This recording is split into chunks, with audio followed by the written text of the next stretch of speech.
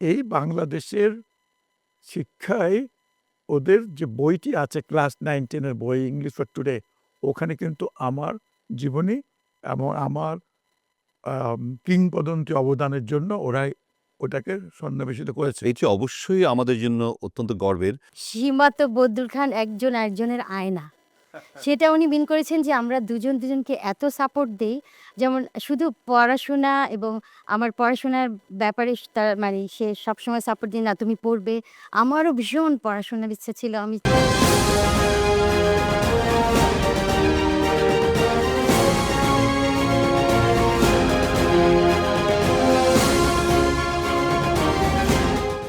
সুপ্রিয় দর্শক, আসসালামু আলাইকুম। আরটিভি নিউ ইয়র্কের স্টুডিও থেকে সম্প্রচারিত মাইলস অ্যান্ড মেমোরিজ অনুষ্ঠানে আপনাদের সবাইকে স্বাগত জানাচ্ছি। আমি আহসান হাবিব। দর্শক, প্রবাসে আমাদের জীবনটা আসলে অনেকটাই মাইলের পর মাইল ছুটে চলার গল্প। কিন্তু দিন শেষে যখন আমরা একটু জিরিয়ে নিতে বসি, তখন ফেলে আসা সেই শৈশব, সেই নদী, মাঠ আর বাংলাদেশের স্মৃতিগুলোই আমাদের সবচেয়ে বড় সঙ্গী হয়ে ওঠে।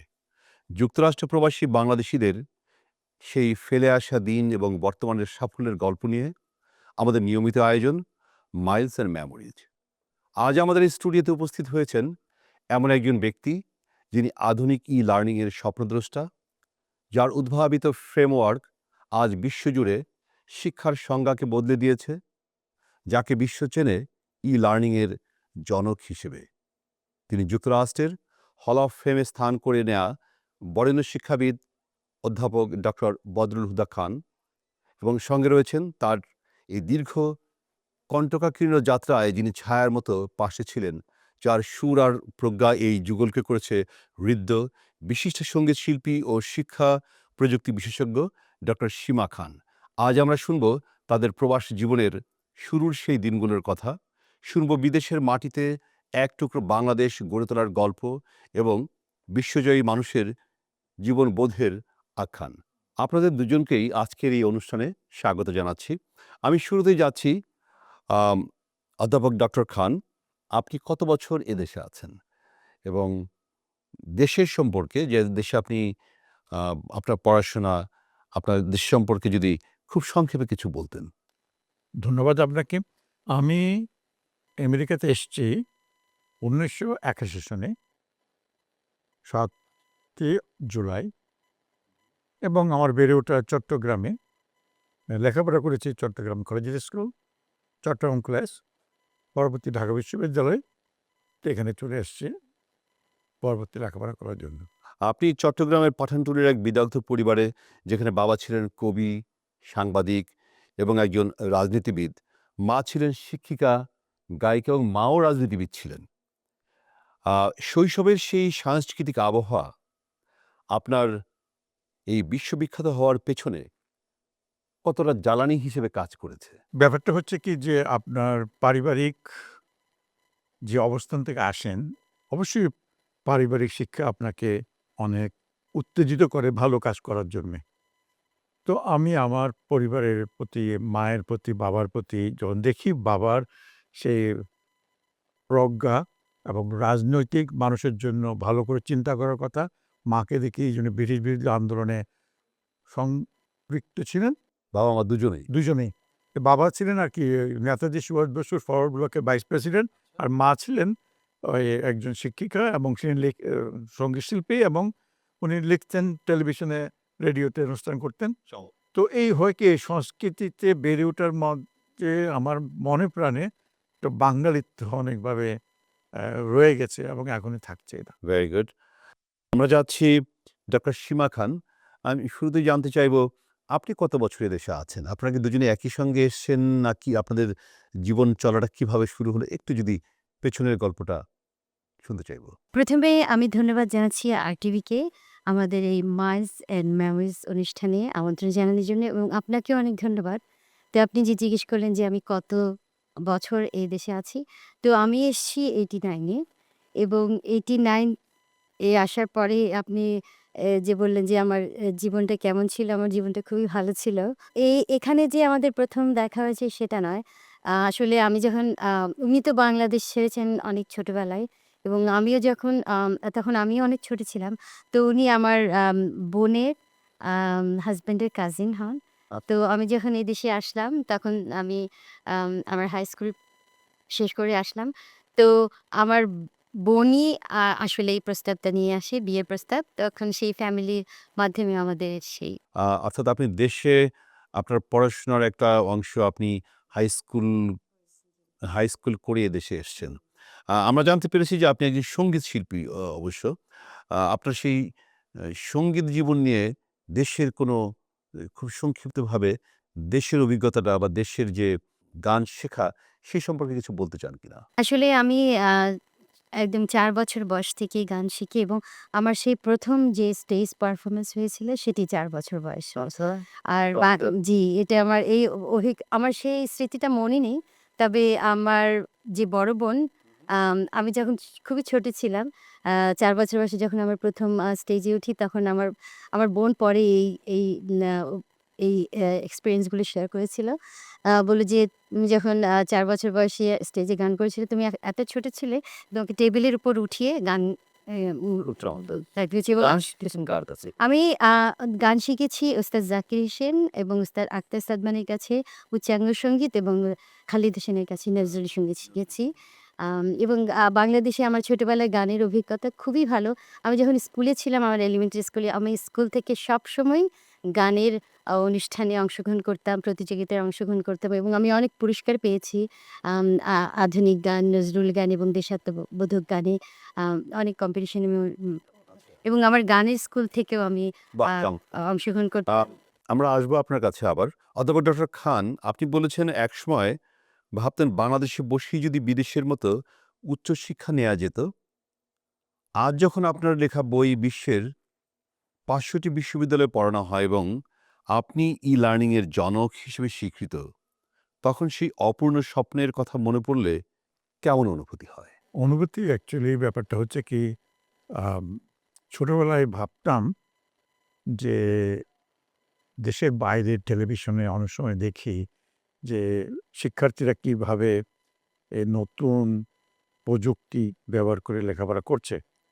তো বাংলাদেশে যখন ছিলাম তখন তো অ্যাকচুয়ালি আম আমি কম্পিউটার করে বাংলাদেশে দেখিনি। তখন ম্যাকাসি সমিতিকে দেখিনি। এখানে এসে আমি একটা হতভম্ব হলাম এবং এটাকে আয়ত্ত করে নিলাম। তবে একটা জিনিস খেয়াল করবেন কি, বাংলাদেশে শিক্ষার্থীদের মন অনেক অনুসন্ধি অনুসন্ধিৎসু মন। তারা শিখতে চায়। তো এই দেশে এসে এই যে সুযোগ সুবিধা পেলাম এটাতে সদ্ব্যবহার করেছি। তো একটা জিনিস বলতে হচ্ছে এই কারণে যে যেমন দেশের বাইরে আমার আমার বইটি হয়তো আপনি জানবেন ২৬ টি ভাষায় অনূদিত হয়েছে। সে চাইনিজ, আরাবিক, কোরিয়ান এসব ভাষাগুলো। এই তথ্যটা কিন্তু আমাদের কাছে ছিল না। হ্যাঁ, কিন্তু আমার বই ২৬ টি ভাষায় অলরেডি বেরিয়ে গেছে। ওই কারণে ওই সুবাদে আমি বিভিন্ন দেশে প্রধান বক্তা হিসেবে আমি বিভিন্ন দেশে যাচ্ছি। এই সামনে যাব আপনার নেটোর একটা কনফারেন্স হবে। নর্ডিক নেশনের নেটোর আন্ডারে, ওটা হচ্ছে ডেনমার্কে যাচ্ছি। তো ওখানে আলাপ আলোচনা হবে। আমি এআই নিয়ে কাজ করছি। আমার এই যে আপনি শুরুতে বললেন যে আমার ই-লার্নিং ফ্রেমওয়ার্কটা বিশ্বে একটা নাম করেছে এবং ওটার পরিপ্রেক্ষিতে এআই এর মাধ্যমে কিভাবে পড়ানো যায় ওটা আমি আ অনেক কিছু গবেষণা করছি। তো আমার ভাবতে হচ্ছে এমন যে বাংলাদেশে থেকে বাংলাদেশে পরিপ্রেক্ষিতে আমরা যা কিছু করি না কেন আমাদের মনে কিন্তু দেশকে পছন্দ করি এবং এই দেশকে ভালো কিছু করার জন্যে বিদেশে এসে ওটা আমি চর্চা করছি। আমি যত ভালো করব আমার দেশের নাম হবে।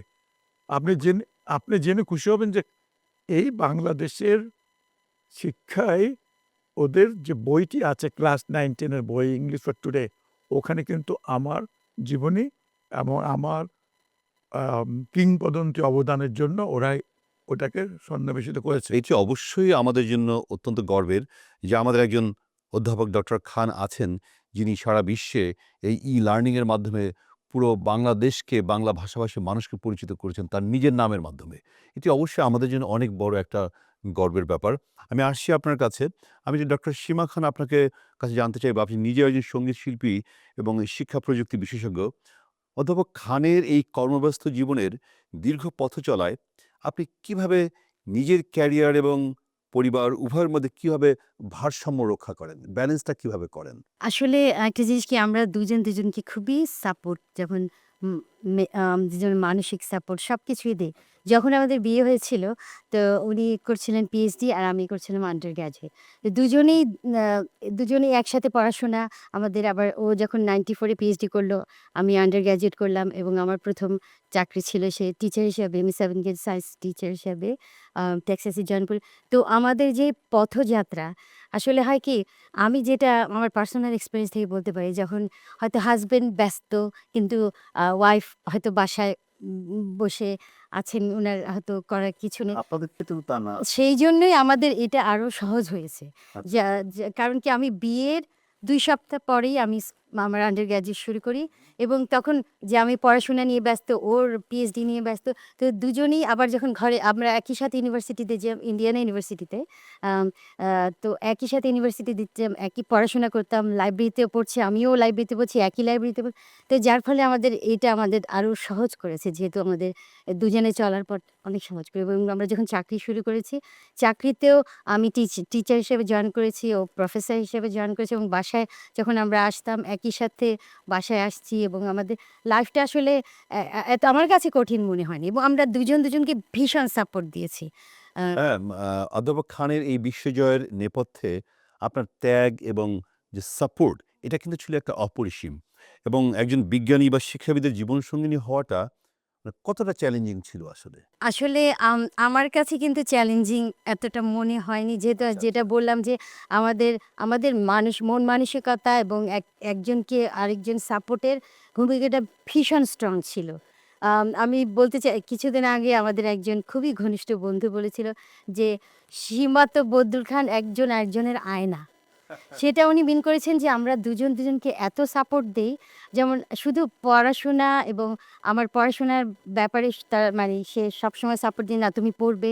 আমারও ভীষণ পড়াশোনার ইচ্ছা ছিল। আমি চাইতাম যে আমি সবচেয়ে সর্বোচ্চ ডিগ্রি করব এবং সেও বলতো, "হ্যাঁ, তুমি করবে।" তো একজন আরেকজনকে সাপোর্ট টা ভীষণ স্ট্রং ছিল। অবশ্যই প্রয়োজন। ভীষণ প্রয়োজন। তাই জন্য হয়তো উনি বুঝি এবং এখন পর্যন্ত আমরা দুজন দুজনকে খুবই সাপোর্ট করি এবং আমার গানের ব্যাপারে আমার চেয়ে ওর বেশি সাপোর্ট বেশি। ও যখন বলবে আমার যখন পরীক্ষা থাকতো কিংবা কোনো অনুষ্ঠান হতো, সে বলতো, "না তুমি গান গাইবে। তুমি গান গাবে।" আমি বলছি, "না আমি এখন গান গাইতে পারবো না। আমার অনেক পড়াশোনা আছে।" বলে, "না তুমি গান গাইবে, তুমি পড়াশোনাও করবে, তুমি গানও গাইবে।"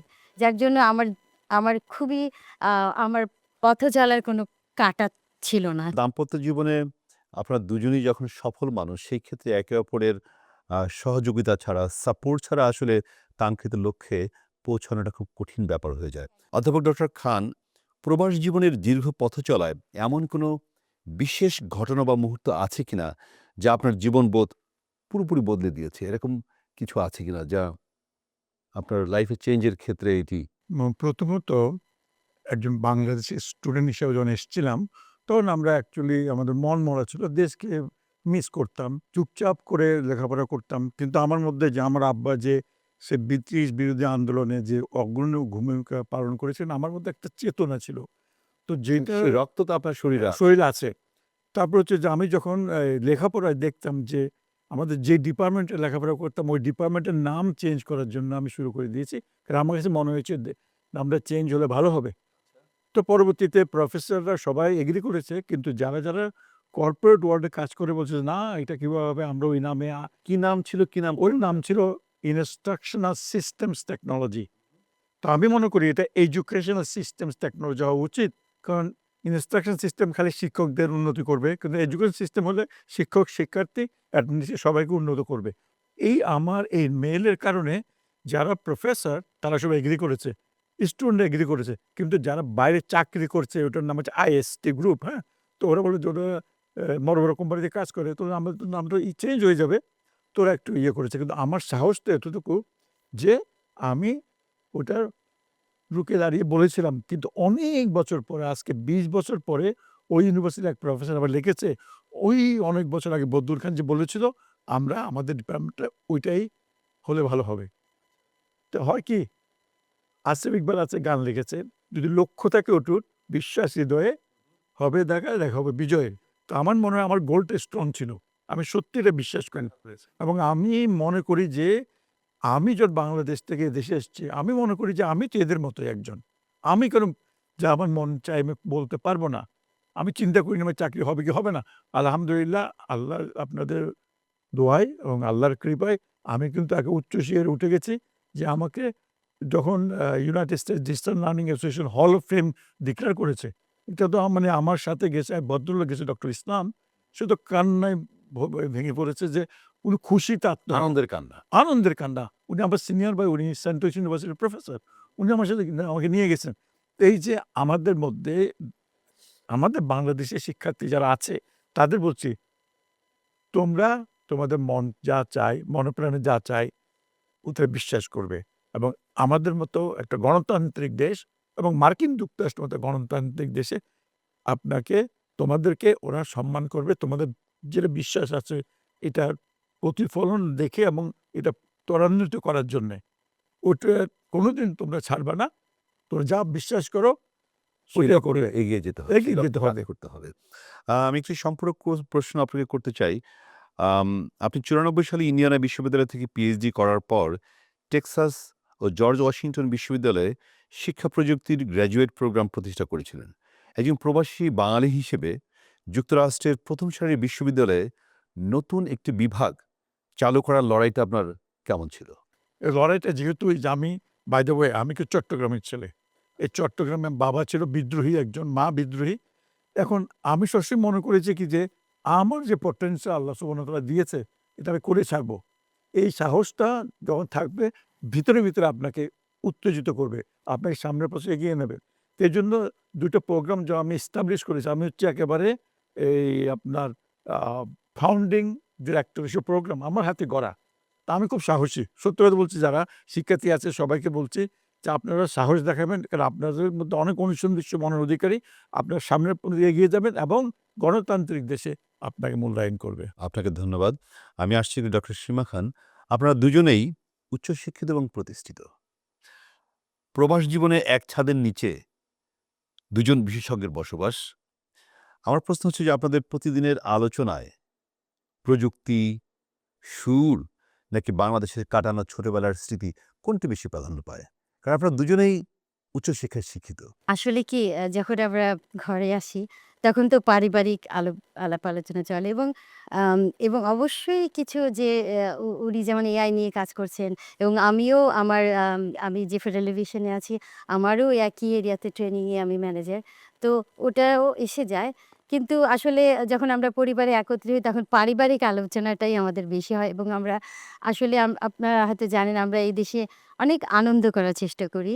আমরা যে চাকরি থেকে এসে যে সবসময় চাকরির গল্পটাই আপনাদের করব। পেশাগত জীবনের যে ব্যস্ততা এর বাইরে আপনি যে একজন সঙ্গীত শিল্পী, এই শিল্পীর সত্তাটা কি বাসায় আপনার প্রকাশের সুযোগ বা এই নিয়ে চর্চা করবার সুযোগ পান কিনা? অবশ্যই। এটা হলো আমি বিশ্বাস করি যখন মানুষের আম ইচ্ছেশক্তি থাকে এবং সেটার প্রতি ভালোবাসা থাকে, তখন কিন্তু আপনি টাইম করে নিবে। অনেকে বলে যে আমার টাইম হবে না। কিন্তু আমি যেটা ভালোবাসি সেটার জন্য কিন্তু আমি টাইম করে নিই। তো আমি গানটা তো আমার প্যাশন। তো অনেক সময় দেখা গেছে যে আমার অনুষ্ঠান আছে। হয়তো আমি রাত ২টো বসে আমি গানের চর্চাটা করছি। তো যেহেতু আমি গানকে ভালোবাসি। তো আমি সেটাই বলব যার মানুষের যদি কারণ আমার তো সকালে আমার চাকরিতে চলে যেতে হয়। সেই ৬ টায় উঠে আবার সেই ৬ টা তাহলে আমার টাইম কোথায়?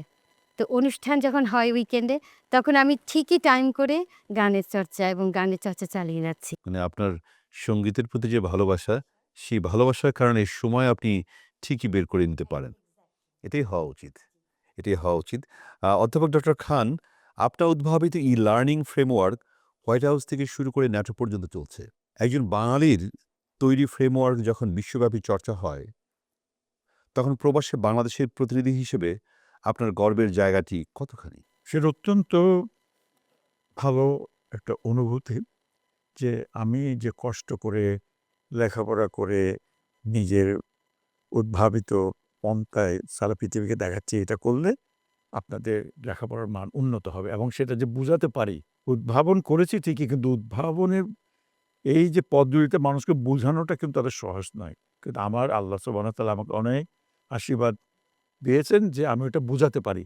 বুঝাতে পারি বলেই তো আমার বই যখন ১ম এ ওই 2000 আ সেপ্টেম্বর 11 যে সময় হলো সেপ্টেম্বর 20 তারিখ আমাকে সিংহুয়া ইউনিভার্সিটি নিয়ে গেছে আমাকে, সে চায়নাতে। আমার জিনিসটা যখন বুঝাতে পেরেছি ওরা খুব মুগ্ধ হয়েছে। আমাদের বাংলাদেশের ব্যাপারে বলি, বাংলাদেশে অনেক সময় মানুষ আমাদের প্রফেসররা অনেক বলে যাচ্ছেন কিন্তু শিক্ষার্থীরা কতটুকু বুঝতে পেরেছে এটা প্রমাণ পাওয়া যায় না। কিন্তু আমি ওই জিনিসটার জন্য খুবই আগ্রহী। সেজন্য আমি সব জায়গায় গেলে আমি বুঝতেছি আমি যে এই কথাগুলো বললাম তোমরা বুঝছো কিনা?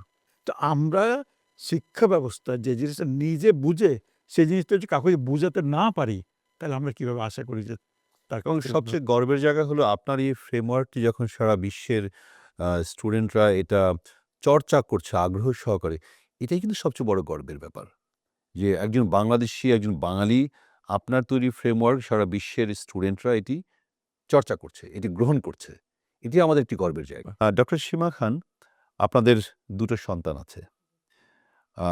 একজনের নাম হচ্ছে ইন্তিসার, আরেকজন হচ্ছে সাদ। এরা যুক্তরাষ্ট্রেই জন্ম এদের এবং এখানেই বেড়ে ওঠা। আমার প্রশ্ন তাদের মধ্যে বাঙালি সংস্কৃতি এবং আপনাদের এই মেধার যে উত্তরাধিকার তারা ছড়িয়ে দিতে পেরেছেন কিনা? বা আপনি একজন শিল্পী, আপনার যে শিল্পসত্তা এটি আপনার সন্তানদের মাঝে ছড়িয়ে দিতে পারলেন কিনা? আসলে আমরা তো ছোটবেলা থেকেই অনেক চেষ্টা করেছি। যেমন ওরা তো দেখেই বড় যে মা গান গাইছে এবং ছোটবেলায় তাদের এখানে আমাদের ভার্জিনিয়াতে বাংলা স্কুল আছে। সেখানে ওদেরকে ভর্তি করিয়ে দিয়েছিলাম এবং নিজেও অনেক চেষ্টা করেছি। তো ওরা একটু টুকটাক জানে। যেমন আমার ছোট ছেলেটা আবার এই দেশের মিউজিক এবং সে বাংলাদেশের মিউজিকও পছন্দ করে এবং সে খুব আম মানে অনেক গান লিখতে পারে। যেমন অবশ্য ওটা আমেরিকান, হ্যাঁ, ইংরেজি গান। সে একদম দেখেই বলতে পারে সে, মানে গানটা একদম তাকে লিখতে হয় না, সে বলতে পারে। তো এবং বড় ছেলে ভায়োলিন শিখিয়েছে, মানে স্কুলে শিখেছে। শিল্পীর সত্তাটা তার ভেতরে আছে, সেটি যে ভাষাই হোক না কেন। হয়তো সে বাংলা ভাষায় গান শিখতে পারছে না, কিন্তু ইংরেজি ভাষায় তার ভেতরে আছে শিল্পীর সত্তাটা গড়ে উঠে। জি। এটাও একটা আমি বলব সার্থকতার একটি জায়গা। আম অধ্যাপক ডক্টর খান, আপনার জ্ঞানবাহন প্রকল্পটি অত্যন্ত চমৎকার একটি উদ্যোগ। এই ভ্রাম্যমাণ শিক্ষার মাধ্যমে আপনি বাংলাদেশের প্রান্তিক মানুষের কাছে ঠিক কী বার্তা পৌঁছে দিতে চান? ব্যাপারটা হচ্ছে কি যে আমরা যা শিখি এবং এটাকে কার্যকরীভাবে শেখানো হচ্ছে কিনা। তো ওজন্য মনে করেন ভ্রাম্যমাণ জ্ঞানবাহন আ ছিল যে আমাদের আমাদের দেশে বিভিন্ন আসলে কনসেপ্টটা আপনি যদি একটু বুঝিয়ে বলতেন যে ভ্রাম্যমাণ জ্ঞানবাহন, ব্যাপারটা অনেকে হয়তো এটা বুঝবে না, আপনি একটু বুঝিয়ে যদি মনে করি এটা একটা ভ্যান গাড়ি ছিল। ওই গাড়িতে একটা মাইক ছিল। তো ওখানে আবার টেলিভিশন ছিল। তো ওখানে মনে করেন এই যে জৈব সার ব্যবহার ভালো কি খারাপ এটার কিভাবে জৈব সার করতে হয় কৃষকদের মাঝে ওটা আমরা ছড়িয়ে দেওয়ার জন্যে আমরা যানবাহনে এটির প্রচার চলতে থাকবে যানবাহনটি, এবং এখানে এটা সম্পর্কে আলোচনা চলতে থাকবে। বা বিভিন্ন স্থানে দাঁড়িয়ে ওইটা মানুষ দেখছে উকিমের ও জৈব সার এভাবে তৈরি করে। আমি কিন্তু ভিডিও এবং অডিও। অডিওর মাধ্যমে ওই জিনিসটা। এটা ব্যাপারটা হচ্ছে কি যে আমাদের শিক্ষার প্রচার এবং প্রসার তখনই ঘটবে যখন আমরা জনসাধারণের মধ্যে জিনিসটা ছড়িয়ে দিতে পারবো। সর্বস্তরে যখন এটি পৌঁছে দেওয়া যাবে। এই যে খুবই ভালো উদ্যোগ। ডক্টর সীমা খান, জীবনের এই পর্যায়ে এসে আপনার কাছে সাফল্য মানে কি?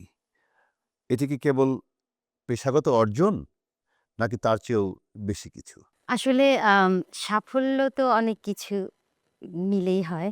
আম আমি আসলে সবসময় অনেকের কাছে, মানে এটা ইন্ডিভিজুয়াল উপর ডিপেন্ড করে। তো আমার কাছে আমি যখন আসলে এটা জীবনের বিভিন্ন ক্ষেত্রে চেঞ্জ হয়েছে।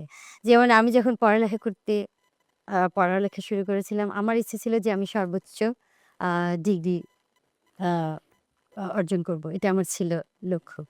আবার যখন আমি গান গাইতাম, আমার খুব ইচ্ছে ছিল যে, আমার খুবই শখ ছিল যে আমি তো গান গেয়েছি অনেক পরিবারে, কিন্তু আমার একটা ইচ্ছে ছিল যে আমি আ বাংলাদেশের এখানে থেকে আমি বাংলাদেশের মুভিতে গান গাইবো। সেটা ছিল আমি মনে করতাম যে সেটা আমার সাফল্য।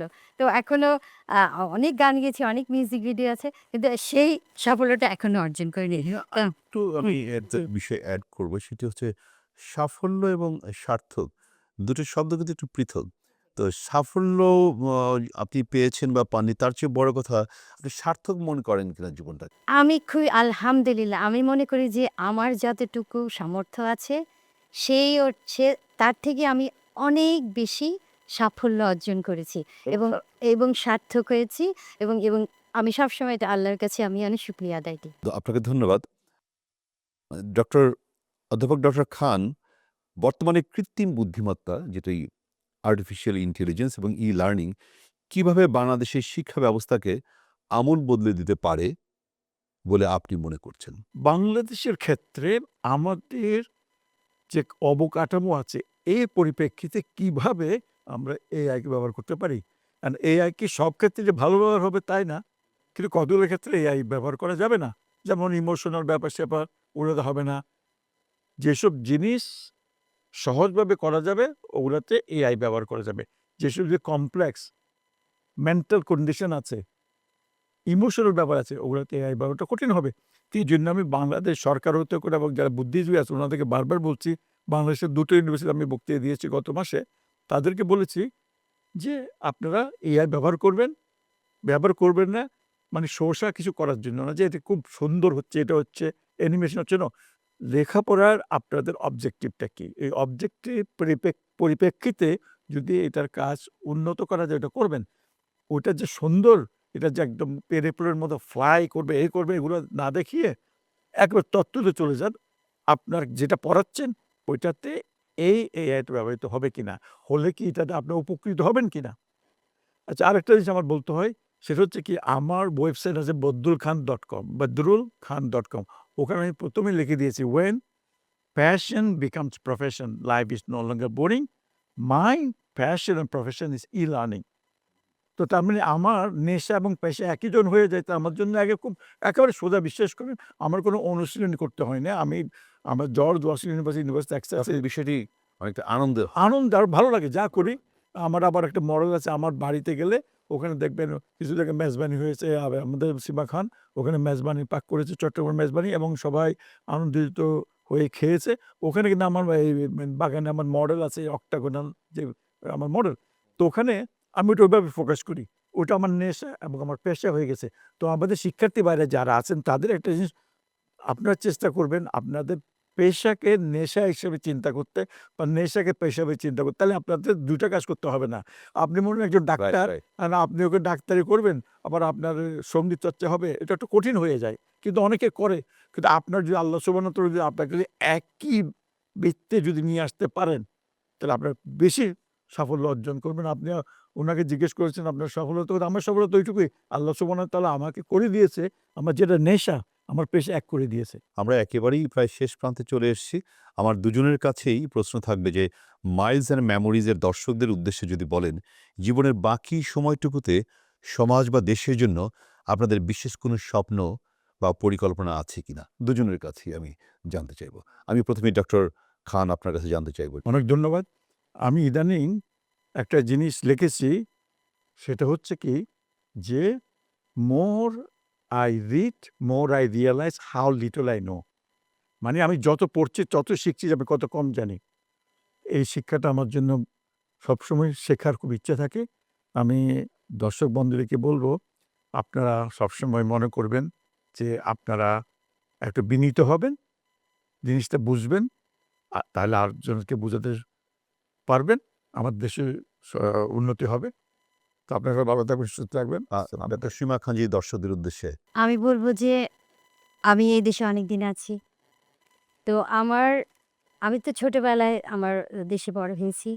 তো আ আমি চাই যে দেশের জন্য কিছু করতে। আমার যদি মেধা দিয়ে দেশকে কিছু সাহায্য করতে পারি। আমিও যেহেতু এডুকেশনে আমার পিএইচডি এবং এই এরিয়াতে আমি চাকরি করছি যে অনেকদিন ট্রেনিং এবং এডুকেশনে আমি চাই যে দেশকে সাহায্য করতে। আর আমি যদি দেশকে সাহায্য করতে পারি তাহলে আমি ধন্য মনে করব নিজেকে। দর্শক, দেখতে, দেখতে সময়ের কাঁটা আমাদের আড্ডার একদম শেষ প্রান্তে নিয়ে এসেছে। আজ অধ্যাপক ডক্টর বদরুল হুদা খান এবং ডক্টর সীমা খানের জীবনের সেই সোনালি দিনগুলোর গল্প শুনে মনে হলো সফলতা মানে কেবল বড় কোনো পদবি নয়, বরং শিকড়কে আঁকড়ে ধরে বিদেশের মাটিতেও নিজের অস্তিত্বকে সগৌরবে টিকিয়ে রাখা। আপনাদের দুজনকেই অসংখ্য ধন্যবাদ আমাদের সময় দেওয়ার জন্য। আর দর্শকদের জানাই কৃতজ্ঞতা। আগামী পর্বেও আমরা হাজির হব নতুন অতিথিদের নিয়ে। ততক্ষণ সবাই ভালো থাকুন, সুস্থ থাকুন। সঙ্গে থাকার জন্য অসংখ্য ধন্যবাদ।